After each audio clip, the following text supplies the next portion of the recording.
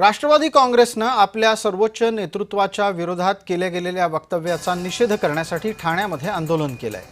सुनेत्रा पवार यांना गुंगी गुडिया म्हटलं गेल्याच्या नंतर काँग्रेसच्या विरोधात राष्ट्रवादी आक्रमक झालेली पाहायला मिळते।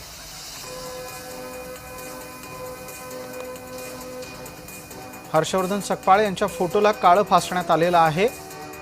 या निमित्ताने आमचे सहकारी आणि प्रतिनिधी कुणाल भोयटे लवकरच आपल्यासोबत जोडले जातील। काँग्रेसचं ठाण्यातलं कार्यालय हे राष्ट्रवादीच्या आंदोलनामुळे दणाणून गेलंय।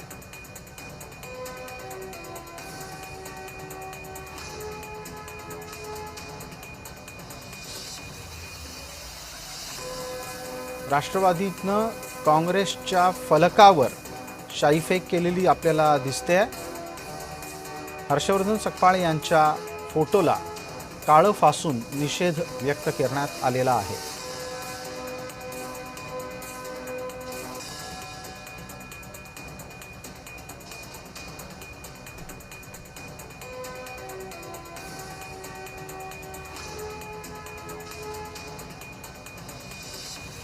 कुणाल भोयटे आमचे सहकारी आणि प्रतिनिधी आता या क्षणाला आपल्या सोबत जोडले गेलेले आहेत। ठाण्यामधून ते आपल्यापर्यंत ही बातमी घेऊन येत आहेत। Kunal, over to you.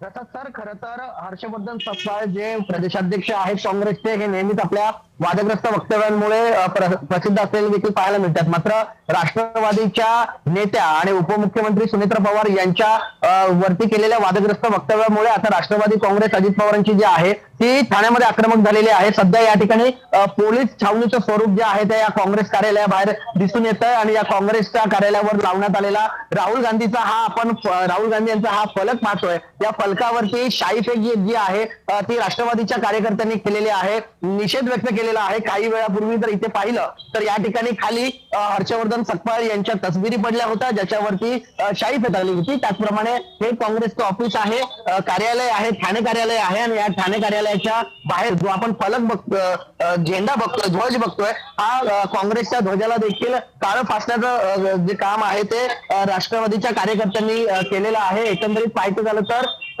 संपूर्ण वातावरण जे आहे या ठिकाणी वातावरण तापलेलं आहे। मात्र आता पोलीस छावणीचं स्वरूप जे आहे ते या ठिकाणी लागलेलं आहे। पोलिसांचा कडेकोट बंदोबस्त जो आहे तो या ठिकाणी लावण्यात आलेला आहे आणि आता सध्या तरी जे आंदोलक आहेत हे या घटनास्थळावरून निघालेले आहेत। बस, धन्यवाद कुणाल या सगळ्या तपशिलाच्यासाठी।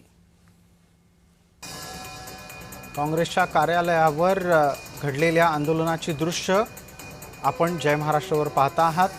राष्ट्रवादी काँग्रेसच्याकडून काँग्रेसच्या नेत्यांवर झालेल्या शाईफेकीत शाईचे शिंतोडे अनेक नेत्यांच्या चेहऱ्यांवर उडालेले आहेत।